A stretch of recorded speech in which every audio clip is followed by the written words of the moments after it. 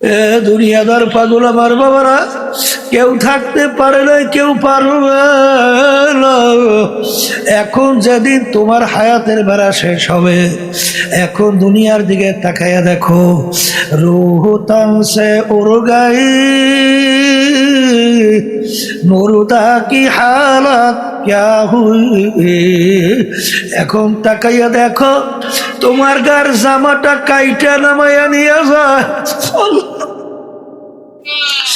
তোমার কোমরের ভিতরে চাবি পর্যন্ত কাইটা নিয়ে যায়। এখন তোমাকে বড়ই পাতা গরম কইরা পানি দিয়া গোসল করা, তোমাকে সাদা 3টা কাপড় দিয়া প্যাঁচ দেয়, মাথার ভিতরে বান্ধায়, মাজার ভিতরে বান্ধায়, পায়ের ভিতরে বান্ধিয়া তোমাকে প্যাকেট করিয়া ফেলাইয়া রাখে। এখন তুমি মনকে বুঝাইয়া বলো, ওরে মন এখন কেমন দেখা যায়? মন বুঝে বা না বুঝে, এরকম কিন্তু একদিন ঘটনা ঘটবে, এরকম একদিন ঘটনা ঘটবে। তোমাকে সাদা 3টা কাপড় দিয়া প্যাঁচ দিবে, মাথার ভিতরে, মাজার মধ্যে, পায়ের ভিতরে বান্ধিয়া প্যাকেট করিয়া সোজা করিয়া ফেলাইয়া রাখবে। এখন তুমি মনকে ডাক দিয়ে বলো, রে মন, তোমাকে কি সিগন্যাল দেয়? মাথার বান্ধে বোঝা গেল রে মন, আর কোন দিন মাথা নাড়ার শক্তি নাই। মাজার বান্ধে বোঝা গেল রে মন, আর কোন দিন উঠে বসার শক্তি নাই। আর বান্ধে বোঝা গেল রে মন, আর কোন দিন হেঁটে চলার শক্তি নাই। এখন দুনিয়ার দিকে তাকাইয়া দেখো, এ আমার বড় লোক বাবারা, ধনী বাবারা, যারা আজকে কামাইয়ের ব্যাপারে হারামকে হারাম বলো না, ঘুষকে ঘুষ মনে করো না, সুদকে সুদ মনে করো না, সাদাবাজি চান্দাবাজি করতে মোটেও যারা চিন্তা করো না, পরের মাল ঠগাইয়া নিজের সম্পদ বাড়াইতে চিন্তাও করো না। আর এখন এই সম্পদ দিয়া কার জন্য রাখো? বাজান ফরিদপুর গেছিলাম, এক বড় লোক মারা যাওয়ার পরে শুনতেছিলাম যত অন্ধকার হয়ে আসতেছে, ঘরের ভিতর থেকে ডাক দিয়া বলে, তাকে রাত্রে ঘরে রাখা যাবে না, এই মরার লাশ দেখলে ছোট ছোট বাচ্চারা ভয় পাইবে। ঘরে মসজিদের ভিতর থেকে খাট বের কইরা খাটের ভিতরে উঠাইয়া আহারে সারা রাত্র মসজিদের বারান্দায় নিয়ে ফালাইয়া রাখছে। ওর কষ্টের কামাই করা টাকার বাড়ি ওকে জায়গা দেয়।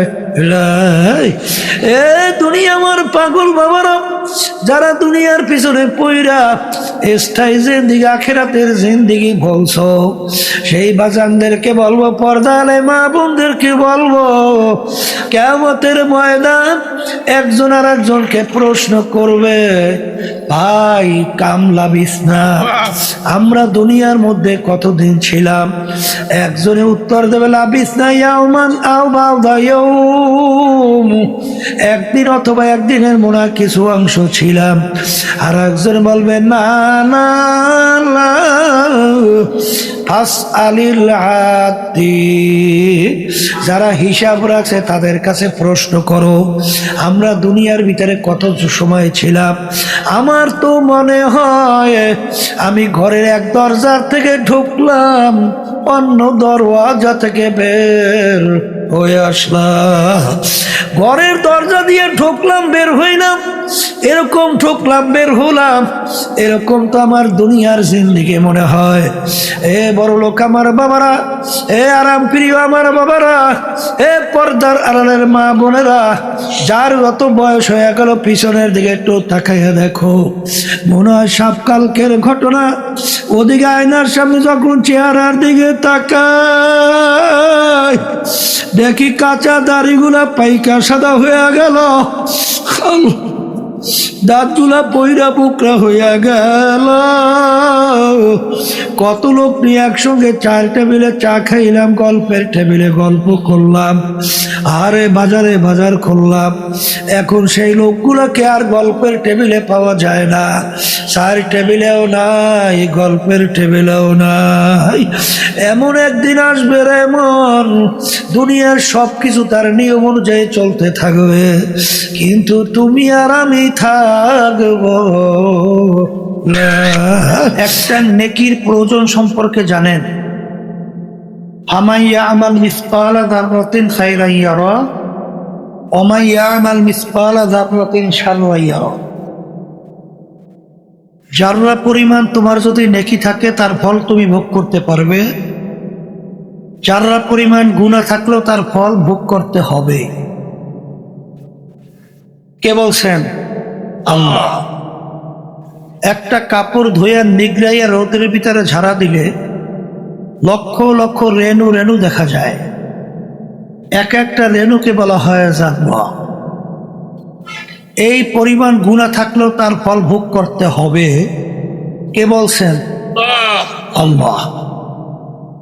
তাহলে এখানে যারা আসছেন, নিয়াত যাদের সহি, আল্লাহ কবুল করলে লক্ষ লক্ষ নেকি আল্লাহ রাব্বুল আলামিন আমল নামায় দান করবে। তাহলে আমরা যারা মাহফিলে আসছি, জিতছি না ঠকছি? এখন কথা হলো, যারা আজকে নেকির গুরুত্ব দেয় না, নেকি সংগ্রহের জায়গা কিন্তু দুনিয়াতে। দুনিয়া থেকে বিদায় হওয়ার পরে নেকি সংগ্রহের সুযোগ আছে? হ্যাঁ, কিয়ামতের ময়দান এত কঠিন ভয়াবহ হবে। আল্লাহ রাব্বুল আলামিন কোরআনুল কারীমের ভিতরে বলছেন, ইয়াউমা ইয়াফিরুল মারউ মিন আখিহি ওয়া উম্মিহি ওয়া আবিহি ওয়া সাহিবাতিহি ওয়া বানিহি লিকুল্লি ইমরিইম মিনহুম ইয়াউমা ইযিন শা'নুন ইউগনি। রব্বুল আলামিন বলছেন, এত ভয়াবহ কিয়ামতের ময়দান হবে, মা পর্যন্ত সন্তানের পরিচয় না দিয়া মা সন্তান থেকে ভাইগা যাবে। এত বড় ভয়াবহ কঠিন অবস্থায় কেউ কাউকে নেকি দিবে, চিন্তা করা যায়? সবাই মুখ খুলে বলেন যায়। তাহলে নেকি সংগ্রহের জায়গা কোথায়? বলেন দুনিয়াতে। আমার মুখ খুলে বলেন দুনিয়াতে।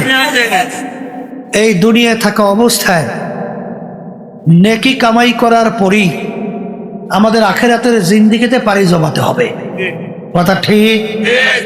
তারা যারা আজকে মাহফিলে আসছেন, আল্লাহ যদি কবুল করে নিয়াত যাদের সহি, লক্ষ লক্ষ নেকি রব্বুল আলামিন আমল নামায় দান করবে। তাহলে আমরা যারা মাহফিলে আসছি, জিতছি না ঠকছি? চোরে বলেন জিতছি। আর যারা আসে নাই, ঠকছি। এখন কথা হলো, আপনি আর আমি তো বলি জিতছি আর ঠকছে, কিন্তু এক শ্রেণী কিন্তু মুসলমানের ঘরে জন্মগ্রহণ করার পরে মুসলমান সন্তানগুলো আজকে আমাদের কথাগুলো নিয়ে তারা টিটকারি মারে, হাসাহাসি করে, একজন আরেকজনের গায়ে ঢইলা ঢইলা পড়ে। কথা ঠিক কিনা? আমাদের কথা হলো যে তোমরা অনেক শিক্ষায় শিক্ষিত হয়েছো, অনেক ডক্টরেট ডিগ্রি অর্জন করেছো, আরো অনেক কিছু পণ্ডিত হয়েছো, তোমাদের সঙ্গে আমাদের কোনো ঝগড়া মারামারি কাটাকাটি কিছুই প্রয়োজন নাই। আমি বুঝের জন্যে কোরআনুল কারীমের শুরুর আয়াত তেলাওয়াত করছি। কিসের আয়াত? ভূমিকা। সেই শুরুর আয়াতের ভিতর আল্লাহ রাব্বুল আলামিন বলছেন, যালিকাল কিতাব লা রাইবা ফিহি। এই যে কিতাব দেখো, এর ভিতরে সন্দেহ ভুল কিছুই নাই। এখন কথা হলো, আল্লাহ নবী সাল্লাল্লাহু আলাইহি ওয়াসাল্লাম তিনি দুনিয়ার দিক থেকে উম্মি ছিল, নিজের দস্তখত করতে জানতেন না। তার উপরে কোরআনুল কারীম নাযিল হলো। কোরআনুল কারীম নাযিল হলো আরবি ভাষায়। আরবের কাফেরেরা কিন্তু আরবি ভাষী ছিল। তারা কিন্তু বহু চেষ্টার পরেও কোরআনুল কারীমের ভিতরে ভুল বের করতে পারে নাই। বলেন পারছে? এরপরে 1450-1500 বছরের কাছাকাছি এত ইসলামের শত্রু দুনিয়ার থেকে গেল, বর্তমানে আছে। তারাও কিন্তু চেষ্টা কম করে নাই, তারাও কিন্তু করতেছে, কিন্তু ভুল আজ পর্যন্ত বের করতে পারে না। বরঞ্চ যারাই চেষ্টা করছে তারাই কিন্তু কালিমা পড়ে মুসলমান হয়ে গেছে। অনেক সময় আমি উদাহরণ দিয়ে বলি, এই যে কানাডার টরেন্টো রাজধানী ইউনিভার্সিটির প্রফেসর ক্যারি মিরর গণিত এবং যুক্তি শাস্ত্রের উপরে পাণ্ডিত্য অর্জন করছে। তিনি কিন্তু আহমদ দিদারের সঙ্গে কোরআনুল কারীম এবং বাইবেল নিয়ে যখন ডিবেট হয়, এক পর্যায়ে তিনি যখন নাকি কোরআনুল কারীম নিয়ে রিসার্চ করে ক্যারি মিরল দেখে কোরআনুল কারীমের ভিতরে কোনো ভুল তো নাই, বরঞ্চ কোরআনুল কারীম তার সিগন্যাল দেয় যত ভুল তালাশ করবি পাবি না। এক পর্যায়ে তিনি নিজেই কালিমা পড়ে মুসলমান হয়ে গেছে। এরকম আমাদের পাশের রাষ্ট্র ভারত, শিব শক্তি মহারাজ বহুত ভাষার উপরে ডক্টরেট ডিগ্রি, 12 ভাষার উপরে পাণ্ডিত্য অর্জন করছিল। তিনি কিন্তু কোটি কোটি হিন্দুদের দেবতা ছিল, ধর্মীয় ভগবান। এই ধর্মীয় ভগবান তিনিও কিন্তু প্রায় 3টে আশ্রমের মালিক ছিল, বিদ্যাবন সহ। শিক্ষার দিক থেকে এত বড় ডিগ্রিধারী, সম্পদের দিক থেকে শত শত কোটি টাকার মালিক, সম্মানের দিক থেকে কোটি কোটি হিন্দু তাকে হাত জোড় করে সামনে নমস্কার দেয়, তাকে সম্মান দেখায়। কিন্তু তিনিও কিন্তু রিসার্চ করার পরে কালিমা পড়ে মুসলমান হয়ে গেছিলেন। এরশাদ সাহেব যখন প্রেসিডেন্ট ছিল তখন তিনি বাংলাদেশে আসছিল, পরে নাম রাখছিল ডক্টর ইসলামুল হক। জানা আছে? বলেন জানা আছে? মালয়েশিয়া যাওয়ার পরে হায়াত শেষ হয়ে গেল, দুনিয়া থেকে বিদায় নিয়ে কবরে গেল। আল্লাহ তার দরজা বেহেশতে বলন্দ করে দেয়। এই আলোচনার মাধ্যমে আমি কি বুঝালাম? কোরআনুল কারীম এখন আমাদের মাঝে আসে না? এই চ্যালেঞ্জার আয়াত কি উঠে গেছেন? এখন আছে। তাহলে এখানে যেই বুদ্ধিমানেরা আছেন বা আশেপাশে শুনতেছেন, আপনাদের সঙ্গে আমাদের কোনো ঝগড়াও নাই, মারামারি কাটাকাটি কিচ্ছুই নাই। আপনারা সব একত্রিত হন, পারলে কোরআনুল কারীমে একটা ভুল বের করে দেখা। যদি ভুল দেখাতে না পারেন তাহলে কোরআনুল কারীম সত্য। আর কোরআনুল কারীম যদি সত্য হয় তাহলে আমার ভাইদেরকে বলবো, পর্দা আলে মা বোনদেরকে বলবো, ওই সত্য কোরআনুল কারীমে আল্লাহ রাব্বুল আলামিন বলছেন, কুল্লু নাফসিন যায়িকাতুল মাউত। প্রত্যেকটা জানদার যার রূহ আছে তার একদিন না একদিন মৌতের শরাব পান করতে হবে। মরণ লাগবে। কি লাগবে? ওয়ালাউ কুনতুম ফি বুরুজিম মুশাইয়াদা। কেউ যদি শক্ত পাথরের পাহাড় কাইটা লুকাও, সময় মতো মালাকুল মাউত আজরাইল হাজির। কথা ঠিক কিনা? মরণ লাগবে, আসতে বলে লাগবে। মরণ যেহেতু লাগবে, একবার যদি কেউ দুনিয়া থেকে বিদায় নিয়ে কবরে যায়, দ্বিতীয়বার দুনিয়াতে আসতে পারবেন কে কে? আসা যায়? কেউ আসতে পারবে? পারবে না। তাই যদি নাই পারে, আমি আমার ভাইদেরকে বলবো, পর্দা আলে মা বোনরা যারা শুনছেন, দুনিয়ার পাগলের, দুনিয়ার কাজে 5 বারও যে কেউ ঠগে, আবার ওই কাজে চেষ্টা করলে জিতবার আশা আছে না নাই? এই ম্যাজিস্ট্রেট করে ঠকলে জজ কোর্ট, সেখানে ঠকলে হাইকোর্ট, সেখানে ঠকলে সুপ্রিম কোর্ট সিঙ্গেল বেঞ্চ, সেখানে ঠকলে সুপ্রিম কোর্ট ফুল বেঞ্চ, সেখানে ঠকলে প্রেসিডেন্ট কোর্ট, সেখানে ঢুকলে আন্তর্জাতিক কোর্ট, এরকম ধাপ ভাই ধাপ অনেক আপিলের সুযোগ আছে না নাই? কিন্তু হে কবরের যাত্রীরা, তোমার আমার সামনে 5টা আখিরাতের মামলা। এই মামলায় যদি কেউ একবার খোদা না কাস্টার্ট হইয়া বসো, দ্বিতীয়বার দুনিয়াতে আইসা আপিল কইরা জিতবার কিন্তু আর সুযোগ নাই। এই জোরে বলেন আছে? মৌতের মামলা, কবরের মামলা, কিয়ামতের ময়দানের মামলা, মিজান পুলসিরাতের মামলা। এই মামলায় যদি একবার কেউ ঠগ আর দ্বিতীয়বার দুনিয়াতে আইসা আপিল কইরা জিতবার আর সুযোগ নাই। এই জন্য আমার বাজানদেরকে বলবো, পর্দা আলে মা বোনদেরকে বলবো, মরার পরে কি হবে আল্লাহ রাব্বুল আলামিন ওই সত্য কোরআনুল কারীমের ভিতরে বলছেন, ফারিকুন ফিল জান্নাতি ওয়া ফারিকুন ফিস সাইর। আমি মরার পরে মানুষগুলোকে 2টা ভাগে ভাগ করব। বলেন কয় ভাগ? সবাই মুখ খুলে বলেন 2 ভাগ। কয় ভাগ? কয় ভাগ? 2 ভাগে ভাগ করব। এক শ্রেণীর মানুষ, তাদের আমলনামা দাড়ি পাল্লায় দিয়ে যখন ওজন দেব, যাদের নেকির পাল্লা ভারী হবে, গুনার পাল্লা হালকা হবে, তাদের জন্য আমি এমন মেহমানখানা বানায় রাখলাম, যেই মেহমানখানার নাম হলো বেহেশত। রব্বুল আলামিন আপনি আমার জন্য, আমাদের সবার জন্য কবুল করে নেন। আমার মালিক বলেন, আমার আল্লাহ বলেন, কিয়ামতের ময়দানে আমি আমলনামা দাড়ি পাল্লায় দিয়ে ওজন দেব, যাদের নেকের পাল্লা হালকা হবে, গুনার পাল্লা ভারী হবে, আমি তাদেরকে, ফেরেশতাদেরকে বলবো, ফাগুল্লু,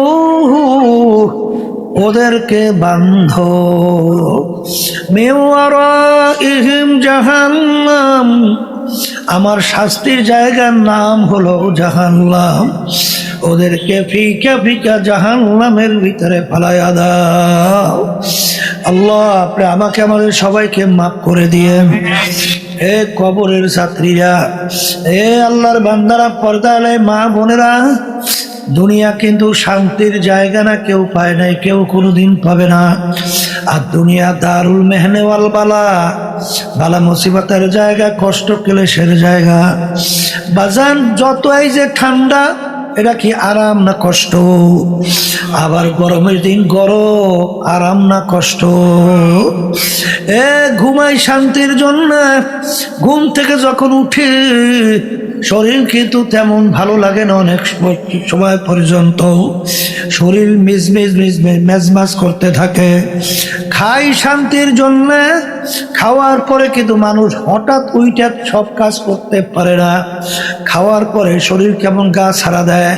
তাহলে দেখা গেল খাইলাম শান্তির জন্য অশান্তি, ঘুমাইলাম শান্তির জন্য, ওঠার পরে অশান্তি।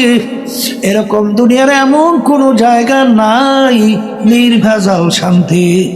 শান্তির ভিতরেও ভেজাল, অশান্তির মধ্যেও ভেজাল। কিন্তু এমন বেহেশত আমার মালিক দান করবেন, যেই শান্তির জায়গার ভিতরে কোনো ভেজাল নাই। আর এমন শাস্তির জায়গা বানায় মালিক রাখলেন, যে শাস্তির জায়গার ভিতরে শান্তির কোনো ভেজাল নাই। বাজার নিরের শাস্তি, নিরের শান্তি। এই জন্য আমার ভাইদেরকে বলবো, পর্দার মা বোনদেরকে বলবো, এ দুনিয়ার পাগল আমার বাবারা, এ পর্দার আড়ালের মা বোনেরা, আরে আজকে দুনিয়া কয়েকদিনের দুনিয়া, হাকিকত সে তো দুনিয়া বেখবর হ্যায়, দুনিয়া কে নুমাইশ পর নজর হ্যায়। কোন দুনিয়ার পিছনে পড়লাম, কোন সম্পদের পিছনে পড়লা, কোন বিল্ডিং এর পিছনে পড়লা, কোন গাড়ির পিছনে পড়লা, কোন মেম্বার এমপি মিনিস্টারের পিছনে পড়লা, কোন বর্মিয়া কোন সম্মানের পিছনে পড়লা। মাঝে মাঝে একটু চক্ষু বন্ধ করো, তারপর মুরাকাবা করো, কবরে রওনা করো। আসলে সব কিন্তু ফাঁকি। আমার আব্বাজান রহমাতুল্লাহ আলাইহি বলতেন, এ দুনিয়ার মানুষ, ডাকাইতের দলের সর্দার, ওর কত পাওয়ার, ওর দলীয় লোক কোনো অন্যায় করলে অনেক সময় গুলি কইরা পর্যন্ত মেয়েরা ফেলায়, কত শাস্তি প্রয়োগ করে। ওর এই মাতব্বাড়ি সর্দারি কতক্ষণ পুলিশের হাতে অ্যারেস্ট হওয়ার আগ পর্যন্ত, যখন পুলিশের হাতে অ্যারেস্ট হয়ে যায়, যখন ওকে বুট দিয়া পাড়ায় লাইথায়, যখন ওর হাড্ডি গুড্ডি ভাইগা ফেলায়, কোথায় যায় ওর সর্দারগিরি, কোথায় যায় সারগিরি। ঠিক আমার বাজানদেরকে বলবো, আজকে চক্ষু খোলা কোন দুনিয়ায় স্বাধীনতা পাইয়া আমার মালিক তোমাকে আমাকে দুনিয়ায় পাঠাইয়া আমার মালিক ঘোষণা করলেন আমহিল হুম রুয়াইয়া, আমি তোদেরকে স্বাধীনতা দান করলাম। কেন? লিয়াবলুয়াকুম আইয়ুকুম আহসানু আমালা, পরীক্ষা নেওয়ার জন্য। এই পরীক্ষার হলের মধ্যে ছাত্র ছাত্রী যখন পরীক্ষা দেয়, বাজান স্বাধীনভাবে যা মনে করে তা লেখবে, তাকে বাধা দেওয়ার কোনো আইন নাই। ঠিক দুনিয়ার ভিতরে আমার মালিক তোমাকে পাঠাইয়া স্বাধীনতা পরীক্ষার হলের ভিতরে দান কইরা, পরীক্ষার হলের ভিতরে পরীক্ষা দিবা, যা মনে করে তা করবে, আমার মালিক দুনিয়ায় কিছু বলবে না। আল্লাহর হাবিবকে কাফেররা এমন ভাবে আঘাত করলো, আল্লাহর হাবিবের মাথা মুবারকের মধ্যে পর্যন্ত হেলমেট ভাইগা ঢুইকা পড়ছিল।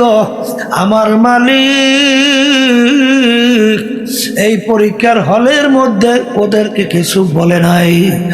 আর আল্লাহর হাবিব তায়েফের ময়দান তাকে এমন ভাবে আঘাত করলো, তার শরীর মোবারক থেকে রক্ত মোবারক বের হইয়া আল্লাহর হাবিবের জুতা মোবারক পর্যন্ত আটকে গেছিল। আল্লাহ রাব্বুল আলামিন স্বাধীনতার ভিতরে কিছু বলে নাই। আহারে এই স্বাধীনতার মধ্যে কত ধরনের জালেমরা জুলুম করলো, আমার মালিক কিন্তু কিছু বললেন না। কারণ তাহলে স্বাধীনতা থাকে না, পরীক্ষার হলও থাকে না। কিন্তু মনে রাখিও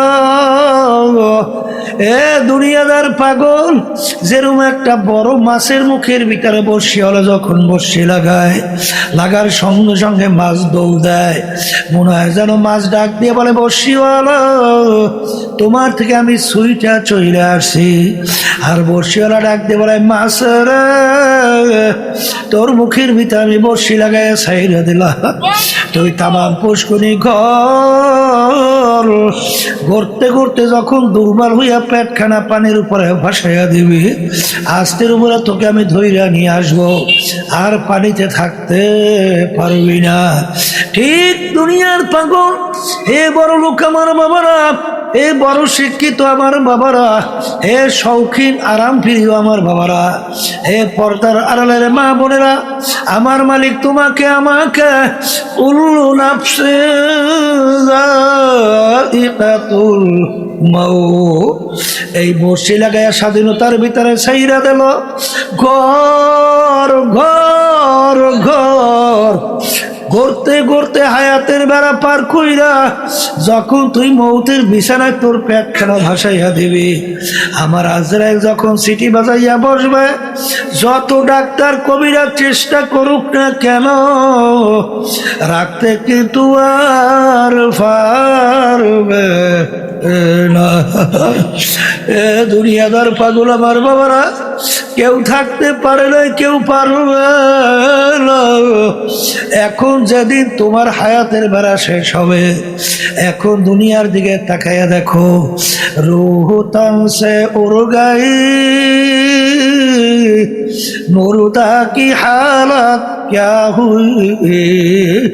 এখন তাকাইয়া দেখো, তোমার গার জামাটা কাইটা নামাইয়া নিয়ে যায়, তোমার কোমরের ভিতরে চাবি পর্যন্ত কাইটা নিয়ে যায়। এখন তোমাকে বড়ই পাতা গরম কইরা পানি দিয়া গোসল করা, তোমাকে সাদা 3টা কাপড় দিয়া পেঁচ দেয়, মাথার ভিতরে বান্ধায়, মাজার ভিতরে বান্ধায়, পায়ের ভিতরে বান্ধিয়া তোমাকে প্যাকেট করিয়া ফেলাইয়া রাখে। এখন তুমি মনকে বুঝাইয়া বলো, ওরে মন এখন কেমন দেখা যায়? মন বুঝে বা না বুঝে এরকম কিন্তু একদিন ঘটনা ঘটবেই ঘটবে, এরকম একদিন ঘটনা ঘটবে। তোমাকে সাদা 3টা কাপড় দিয়া প্যাঁচ দিবে, মাথার ভিতরে মাজার মধ্যে পায়ের ভিতরে বান্ধিয়া প্যাকেট করিয়া সোজা করিয়া ফেলাইয়া রাখবে। এখন তুমি মনকে ডাক দিয়ে বলো, রে মন তোমাকে কি সিগন্যাল দেয়? মাথার বান্ধে বোঝা গেল রে মন আর কোন দিন মাথা নাড়ার শক্তি নাই। মাজার বান্ধে বোঝা গেল রে মন আর কোন দিন উঠে বসার শক্তি নাই। আর বান্ধে বোঝা গেল রে মন আর কোন দিন হেঁটে চলার শক্তি নাই। এখন দুনিয়ার দিকে তাকাইয়া দেখো, এ আমার বড় লোক বাবারা, ধনী বাবারা, যারা আজকে কামাইয়ের ব্যাপারে হারামকে হারাম বলো না, ঘুষকে ঘুষ মনে করো না, সুদকে সুদ মনে করো না, সাদাবাজি চান্দাবাজি করতে মোটেও যারা চিন্তা করো না, পরের মাল ঠকাইয়া নিজের সম্পদ বাড়াইতে চিন্তাও করো না। আর এখন এই সম্পদ দিয়া কার জন্য রাখো? বাজান ফরিদপুর গেছিলাম, এক বড় লোক মারা যাওয়ার পরে শুনতেছিলাম যত অন্ধকার হয়ে আসতেছে, ঘরের ভিতর থেকে ডাক দিয়া বলে তাকে রাত্রে ঘরে রাখা যাবে না। এই মরার লাশ দেখলে ছোট ছোট বাচ্চারা ভয় পাইবে। ঘরে মসজিদের ভিতর থেকে খাট বের কইরা খাটের ভিতরে উঠাইয়া আহারে সারা রাত্র মসজিদের বারান্দায় নিয়ে ফালাইয়া রাখছে। ওর কষ্টের কামাই করা টাকার বাড়ি ওকে জায়গা দেয়।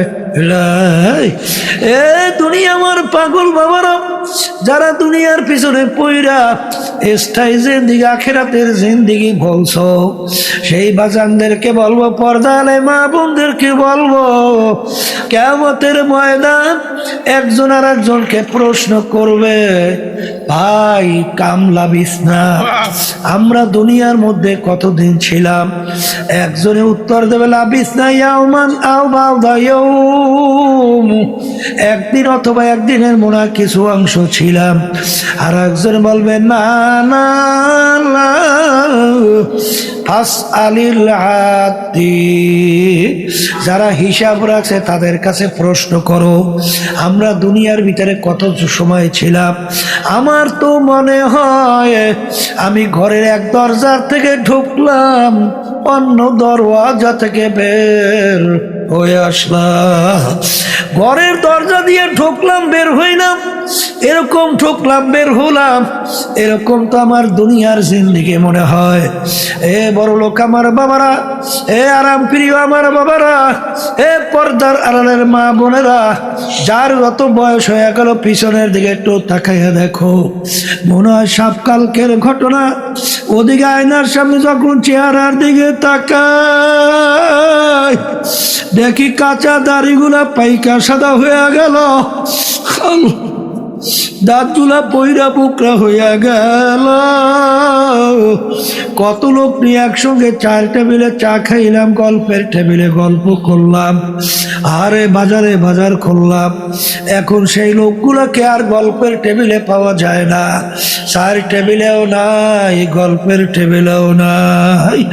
এমন একদিন আসবে রে মন, দুনিয়ার সব কিছু তার নিয়ম অনুযায়ী চলতে থাকবে, কিন্তু তুমি আর আমি থাকব না।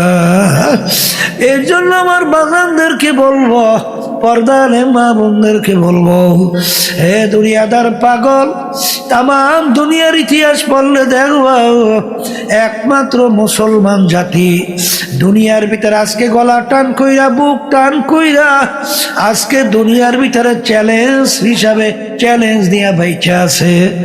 অন্য কোন জাতি আজকে দুনিয়ার ভিতরে চ্যালেঞ্জের ভিতরে টিকতে পারে নাই। হে মুসলমান আমার বাবারা, হে পর্দার আড়ালের মা বোনেরা, আজকে মুসলমানের ঘরে জন্মগ্রহণ কইরা খোদা না খাস্তা কিয়ামতের ময়দানে যদি জাহান্নামের শিকল হাতে পায়ে লাগে, এর চেয়ে বড় কপাল পোড়ার সারে জাহানে থাকতে পারে না। এই জন্য আমার ভাইদেরকে বলবো, পর্দার মা বোনদেরকে বলবো, এ আরাম প্রিয় আমার বাবারা, আজকে একটু শরীরে ঠান্ডা সহ্য হয় না, গরম সহ্য হয় না, কিন্তু বাজান রে জাহান্নামের আগুন কেমন তেজের হবে আল্লাহ রাসূল সাল্লাল্লাহু আলাইহি ওয়াসাল্লাম বলেন, দুনিয়ার আগুনের চেয়ে 70 গুণ তেজের আগুন জাহান্নামের আগুন। আল্লাহ আপনি আমাকে আমাদের সবাইকে মাফ করে দিয়েন। বাজান ওই আগুনের ভিতরে কেমনে জ্বলবা, ওই এক সেকেন্ড আযাব সহ্য করার শক্তি দুনিয়ার কোনো মানুষের নাই। এই জন্য আমি বলবো, মুসলমানের ঘরে জন্মগ্রহণ কইরা যদি জাহান্নামের শিকল লাগে, এর চেয়ে কপাল পোড়ার সারে জানে হইতে পারে নাই। আমার দাদাজান রহমাতুল্লাহ আলাইহির কথা শুনছিলাম। দাদাজান রহমাতুল্লাহ আলাইহি এক বয়ানের ভিতরে বলতেছিলেন, হে আল্লাহর বান্দারা, পর্দালের মা বোনেরা, তোমরা বেহেশতে কে কে যাইতে চাও? হাত উঠাও। সবাই হাত উঠাইলো। দাদাজান বলেন, আলহামদুলিল্লাহ, আমি বড় খুশি হইলাম আপনারা সবাই বেহেশতে যাইতে চান, কিন্তু আপনার কাছে একটা বিচার রাখি। কি বিচার? বলে আপনার বাড়ির পাশে হিন্দু হরিচরণ ফজরের সময় মুয়াজ্জিন আল্লাহর পক্ষ থেকে যখন দাওয়াত দেয়, আসসালাতু খায়রুম মিনান নাওম, ঘুম হইতে নামাজ ভালো। তোমার বাড়ির পাশের হিন্দু হরিচরণ ও ঠান্ডার ভিতরে লেপ কম্বল দিয়া মুড়া দিয়া টাইনা ঘুমায়, ও মসজিদে যায় নাই, তুমিও লেপ কম্বল মুড়া দিয়া টাইনা ঘুমাও। তুমিও মসজিদে যাও নাই, তোমাকে আমি পাই নাই। জহুরে ডাকলাম, তোকে পাই নাই। হরিচরণ কেউ পাই নাই, তোকেও পাই নাই। আসরে ডাকলাম, তোকে আমি পাই নাই। হরিচরণ কেউ পাই নাই, তোকেও পাই নাই। মাগরিবও পাই নাই, এশাও পাই নাই। রমজানের রোজা রাখার জন্য বললাম, হরিচরণ রাখে নাই, তুইও রাখো নাই। আরে হরিচরণের বিবি পর্দায় থাকে না, তোর বিবিও পর্দায় থাকে না। হরিচরণ বিপর্দায় চলে, তুমিও বিপর্দায় চলো। হরিচরণ হারাম হালাল তমিজ পার্থক্য কইরা খায় না, চলে না। তুমিও হারাম হালাল তমিজ কইরা খাও না, চলো না, পার্থক্য করো না। হরিচরণ সুন্নাত তরিকায় চলে না, তুমিও সুন্নাত তরিকায় চলো না। এক কথায় হরিচরণ তোমার বাড়ির পাশে হিন্দু, সে যেই যেই কাজগুলা করে হুবাহু ওই কাজগুলাই তুমি করো। তাহলে কিয়ামতের ময়দানে তোমাকে যদি আমার মালিকের বেহেশতে নিতে হয়, তোমার বাড়ির পাশের হরিচরণ কি দোষটা করলো? হরিচরণ কেন বেহেশতে যাইতে পারবে না? ইন্নাল্লাযীনা আমানু ওয়া আমিলুস সালিহাত, আমার মালিক বলেন ঈমান আনতে হবে, এরপর নেক আমল করতে হবে।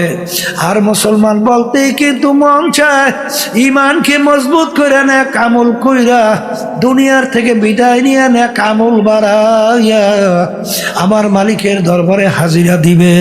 কিন্তু শয়তান এবং নফস আম্মারা এবং মানুষ শয়তান তোমার আমার পিছনের শত্রু হিসাবে নেকের কাজে বাধা দেয়।